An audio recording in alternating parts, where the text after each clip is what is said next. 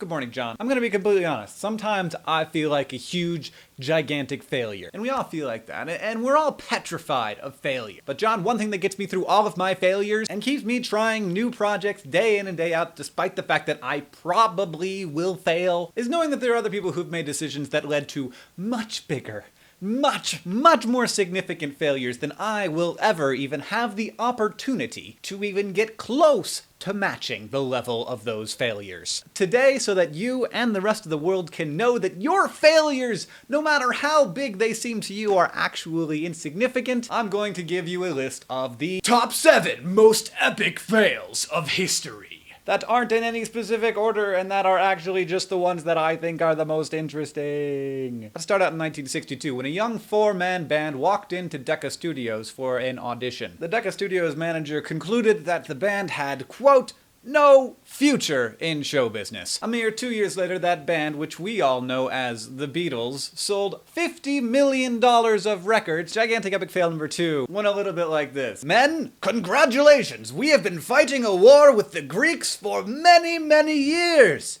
They have all left, and behind all that there is this beautiful horse that they have made us to congratulate us for our victory over them. Let us bring it into the walls of our city and leave it unguarded overnight. Epic fail number 3. Getting involved in a land war in Asia. It's one of the classic blunders! More specifically, if you're trying to take over all of Europe, just leave Moscow out of it. Just let them be. Similarly, if you are a small, though very technologically sophisticated and interesting island nation, don't send a bunch of bombers over to bomb a country that you're not currently at war with, especially if that country has just developed a bomb that can destroy entire cities. Sometimes it seems like these epic fails aren't being made by one person, but they are. They're decisions being made by men. But on a more understandable scale, we have the 1960 performance of Wim Isajas, the first Olympian from the nation of Suriname, and his performance, which will go down in history as the first Olympian from Suriname,